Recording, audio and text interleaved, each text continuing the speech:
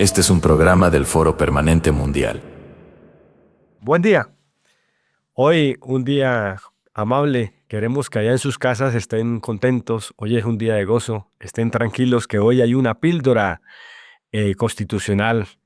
Y para ello tenemos un invitado de primer nivel, el doctor José Gregorio Hernández, quien es un especializado en este tema mundial del control constitucional. Ha sido magistrado para Colombia, ha sido también candidato presidencial y profesor y catedrático. Vicepresidencial. Sí, Vicepresidencial, no, correcto. no llegué a ser candidato presidencial porque no soy político. Correcto, correcto.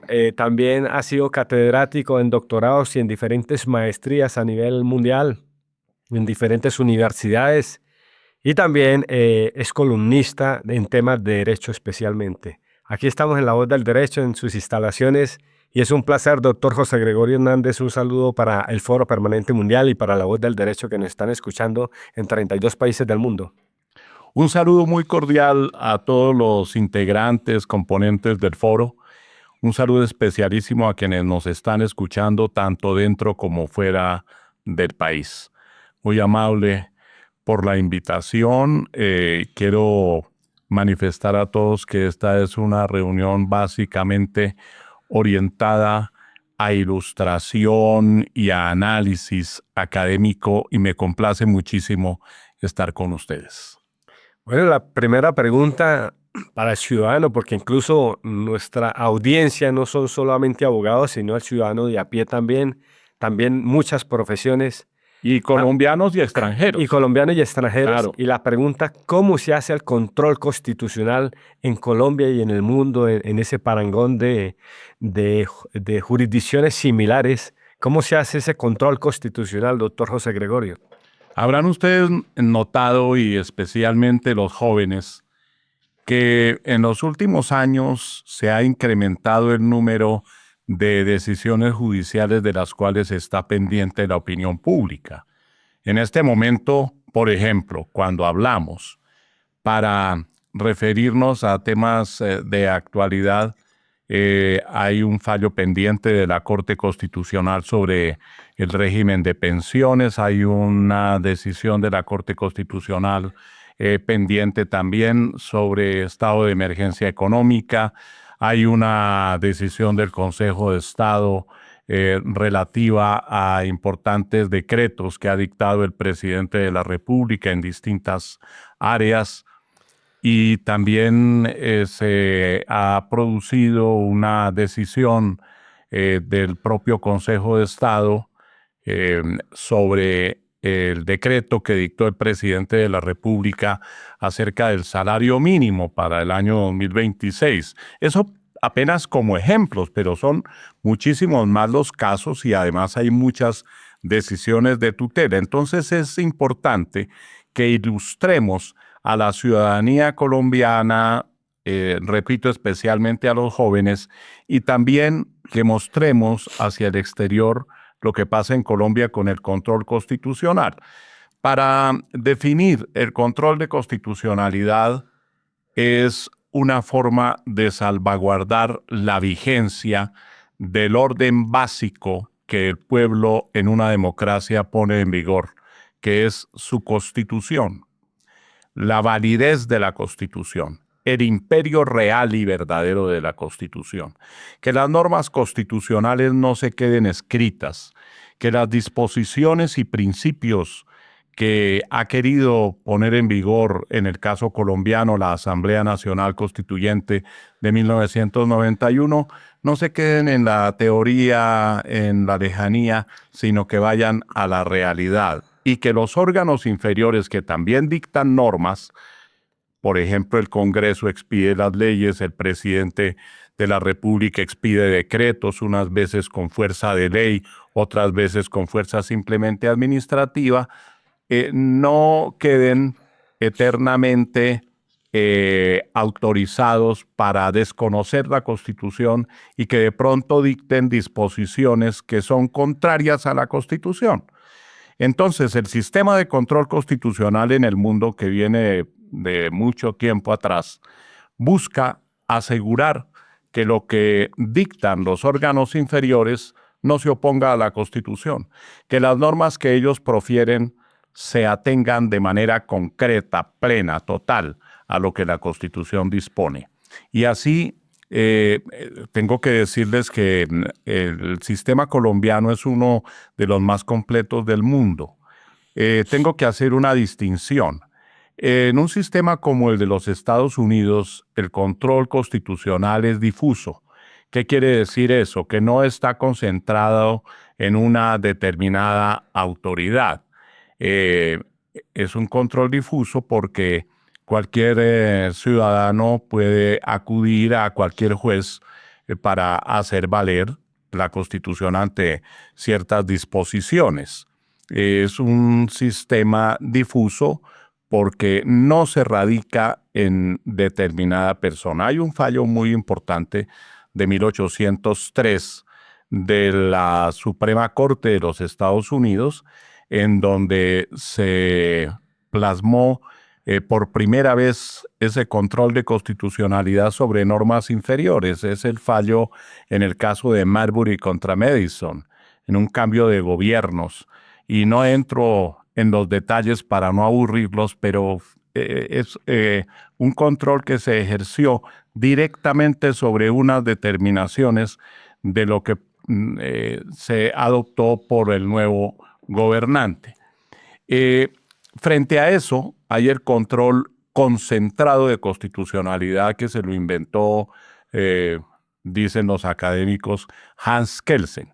Y se plasmó por primera vez en 1921 en el sistema constitucional austriaco, en la Constitución de Austria, proveniente de esa idea de Hans Kelsen de que debería estar concentrado en un determinado tribunal. Y eso es lo que tenemos en Colombia, aunque en Colombia, por eso digo que es uno de los más completos del mundo, tenemos control concentrado y también tenemos control difuso. En el caso del control difuso, dice el artículo 4 de la Constitución que en caso de controversia, de discrepancia insalvable entre una norma inferior y la Constitución, prevalece la Constitución. Entonces, por ejemplo, hay una ley que pretenden que yo cumpla y yo interpongo la excepción de inconstitucionalidad y digo, no cumplo esa norma, cumplo la norma constitucional porque esta norma es incompatible con la Constitución. Y además, el artículo 241 de la Constitución actual confía a la Corte Constitucional la guarda de la integridad y supremacía de la Constitución, control concentrado en cabeza de la Corte Constitucional, aunque al Consejo de Estado se le ha otorgado cierta competencia también de control de constitucionalidad en aquellas materias que no se confiaron directamente a la Corte Constitucional. Ahí, doctor José Gregorio, acaba de tocar el punto álgido y fuerte, es que la primera Corte de Oro, la primera Corte Constitucional de la cual usted fue partícipe, sacaron unas jurisprudencias fuertes, varias, en la cual prevalece en enfrentamiento de sentencias, incluso del Consejo de Estado con la Corte Constitucional, prevalecen las sentencias de la Corte Constitucional. Pero el Consejo de Estado tiene esa potestad dentro de esa reglamentación, digámoslo así, para los temas de nulidad por inconstitucionalidad cuando se presentan algunos actos administrativos. Pero siempre va a haber ese enfrentamiento de trenes. Entonces ahorita y usted lo menciona con el decreto, por ejemplo, del incremento de salario mínimo. Y acaban de sacar una medida cautelar. Esa figura pues no es tan cotidianamente utilizada. Entonces la pregunta es cómo ve ese control y cómo ve ese fallo que aparentemente es como cosa juzgada, por decir algo, que hay mucho análisis en los diferentes auditorios, en los diferentes foros, en los diferentes escenarios de discusión jurídica. Entonces, ilústrenos, doctor José Gregorio. Bueno, las discrepancias pueden ser doctrinarias, ¿no?, sobre el enfoque de las normas. Pero hay que decir que la Constitución es muy clara y no ha habido a ese respecto unos choques como de invasión de competencias, porque está muy claro, la Corte Constitucional ejerce control por vía de acción, porque cualquier ciudadano puede presentar demanda de inconstitucionalidad contra Tutela. una ley. No, tutelas después. Ah, ok. No, contra cualquier ley de la República o contra decretos dictados por el presidente de la República con fuerza de ley, por ejemplo, cuando se confieren facultades extraordinarias. O hay formas de control automático de la Corte. Por ejemplo, la Corte tiene que referirse siempre a los proyectos de ley estatutaria, tiene que estudiarlos. Cuando hay la declaración de un estado excepcional, un estado de guerra, estado de conmoción interior o estado de emergencia económica, social, por calamidad pública o ecológica, la Corte Constitucional ejerce un control automático al respecto. Todo eso está muy claro. Y al Consejo de Estado, en el artículo 237 de la Constitución, se le confiere una competencia única y exclusivamente, como usted dice, por nulidad. Nulidad por inconstitucionalidad, pero sobre aquellos actos que no le corresponden a la Corte Constitucional dentro de la lista que tiene prevista la Constitución. Entonces, por ejemplo, el decreto del salario mínimo, el que dicta el presidente, tiene un carácter administrativo, no cabe duda. Sobre ese no tiene control. La Corte Constitucional le corresponde al Consejo de Estado. Lo que pasa es que, y esta es una crítica muy respetuosa que me he permitido formularle al Consejo de Estado, el magistrado ponente ante una demanda que se presentó contra ese decreto, allá en el Consejo de Estado decidió suspender provisionalmente el decreto, pero sin embargo, eso lo podía hacer, suspenderlo provisionalmente lo podía hacer, pero sin embargo se fue más allá y le dio una orden al presidente de la República de expedir otro decreto sobre salario mínimo. No podía el presidente de la República dictar un decreto que disminuyera el monto del salario mínimo, como muchos querían, porque habría violado la Constitución. El presidente dictó el decreto precisamente porque la comisión tripartita, gobierno, trabajadores y empleadores, no se puso de acuerdo sobre el monto del salario mínimo para el año 2026. De modo que el presidente de la República adoptó la decisión que le corresponde por mandato de la Constitución y por una reiteradísima jurisprudencia de la Corte Constitucional. Le correspondía al presidente. El presidente dicta el decreto y el señor magistrado, como antes decíamos, suspende ese decreto y ordena la expedición de otro decreto. Ese es un contrasentido porque el presidente no podía disminuir el salario mínimo, habría violado la Constitución. Entonces el presidente dictó el nuevo decreto como se lo ordenó el magistrado del Consejo de Estado, pero lo mantuvo exactamente la misma, dejó exactamente la misma disposición. ¿Y eso en qué va a parar? ¿O qué nos... No, para allá voy, para allá voy. El presidente dicta el decreto, el magistrado lo suspende, le ordena expedir otro, el presidente le obedece al magistrado, expide otro, mantiene el mismo salario mínimo y no se ha producido la decisión porque el magistrado ponente es uno entre varios. Él ha dictado ha dictado el auto, pero no se ha reunido la sala correspondiente para dictar la sentencia de fondo que diga si finalmente ese decreto es válido o no es válido, si es nulo o no es nulo.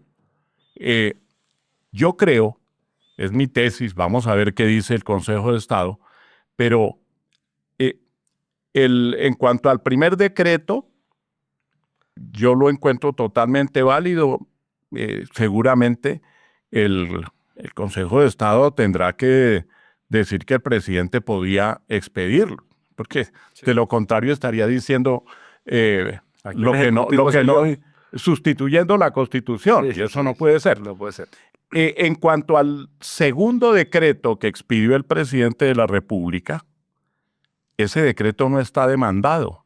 Exacto. Entonces, en cuanto a ese decreto, la sala no se puede pronunciar por sustracción de materia y por lo tanto la decisión tiene que ser inhibitoria. Una decisión inhibitoria es una decisión en que se resuelve no resolver de fondo. No se dicta la sentencia de fondo, doctor. ¿Cómo le parece el tema que usted plantea? Importantísimo. Espectacular en la forma de que el doctor José Gregorio Hernández da luces claras, pedagógicas para el ciudadano. Y es que esto hay que entenderlo así.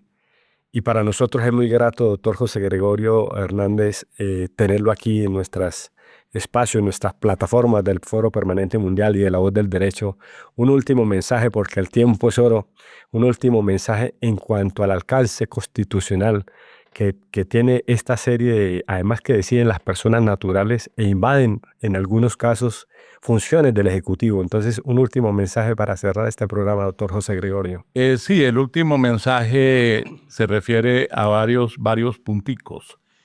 El primero, el relativo a los 34 años que tiene la Corte Constitucional, los acaba de cumplir desde cuando iniciamos los trabajos en la Corte. En esa época éramos 7 magistrados, durábamos un año. Después, en mi caso y en otros, fuimos reelegidos para 8 años más. Pero la primera corte, y quiero hacer ese homenaje, estuvo integrada por 7 magistrados. De esos 7 magistrados únicamente quedamos vivos el doctor Eduardo Cifuentes Muñoz y yo. Los demás ya fallecieron, que en paz descansen. El doctor Ciro Angarita, el doctor Jaime Sanín Grefestein, el doctor Simón Rodríguez, el doctor Fabio Morón Díaz. Gaviria. No, Gaviria murió también, pero él es de la segunda. Ah, la segunda, sí. Me refería a la primera. La primera. Entonces,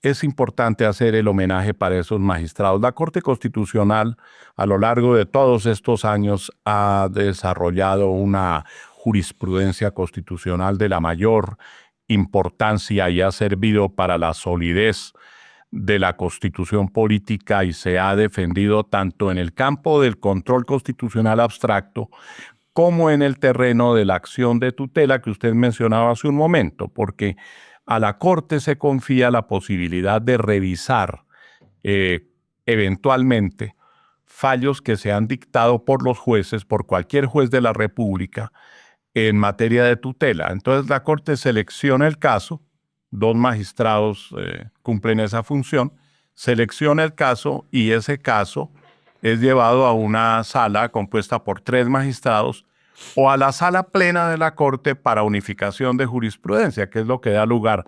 En el caso de las sentencias de 3 magistrados, son salas de revisión y ustedes ven sentencia de tutela T tal. Cuando es control constitucional abstracto, sentencia C tal. Y cuando es la sala plena que se está refiriendo a una tutela, es unificación jurisprudencial, ustedes encuentran SU tal número, ¿no? Bueno, quiero también hacer alusión a que, habiendo sido excelente la jurisprudencia de la Corte Constitucional, en algunos casos hemos discrepado de ella y lo hacemos respetuosamente.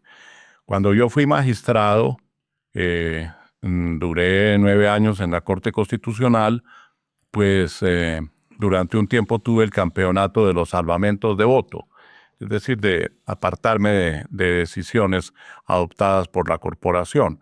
Hoy por hoy tengo críticas, por ejemplo, en cuanto a la suspensión del decreto de emergencia económica, porque la suspensión provisional no solamente es que no está permitida para la Corte Constitucional, la Corte no está autorizada para suspender provisionalmente ninguna disposición. Eso está únicamente para el Consejo de Estado y los tribunales administrativos, sino que la Corte Constitucional además desconoció un principio básico, el de la cosa juzgada constitucional. ¿Y por qué lo desconoció? Porque en el año 1994, siendo yo magistrado, y con una ponencia del doctor Carlos Gaviria Díaz, la Corte Constitucional declaró inexequible, contraria a la Constitución, la suspensión provisional de decretos dictados en ejercicio de los estados de excepción, como es el estado de emergencia económica. Y sin embargo, la Corte ahora viene y suspende, y no ha dictado hasta este momento, espero de pronto lo hacen en estos días, pero hasta este momento no ha dictado el fallo de fondo y en cambio tiene suspendido el decreto declaratorio de la emergencia, pero ya se habían expedido otros decretos que sí están vigentes en desarrollo de ese decreto y no han sido suspendidos. Entonces se ha generado una gran inseguridad jurídica y eso no le corresponde al control de constitucionalidad. Muchas gracias por la invitación, doctor, a todos ustedes, muy gentiles, ojalá hayan sido claras las exposiciones. Muy claras, doctor José Gregorio Hernández. A todos nuestros radioescuchas que están en las diferentes latitudes, muchas gracias por escucharnos. Han visto al doctor José Gregorio Hernández en escena profunda de corte constitucional, de control constitucional, pero no solamente este espacio lo vamos a tener a él, porque aquí van a haber algunos debates no electorales, porque aquí no hacemos política, nosotros somos neutrales, entre otras cosas. Claro. Pero sí se va a hablar de Asamblea Nacional de Constituyente, de diferentes temas, incluso el tema de tutelas. Público. Todo lo que es... Yo lo felicito. Aprovecho para felicitarlo. Me parece excelente la idea. Y bueno, cuenta siempre con la voz del derecho para el efecto. Gracias, doctor José Gregorio Hernández. Un saludo allá en Barcelona a Alejandra Díaz, la ministra ejecutiva. Aquí nos acompaña también Natalie Garzón, nuestra ministra financiera y de Asuntos Legales. Y también saludo especial a Laura Ramos, nuestra ministra de Comunicaciones del Foro Permanente Mundial. A todos ustedes, muchas gracias y hasta un próximo programa.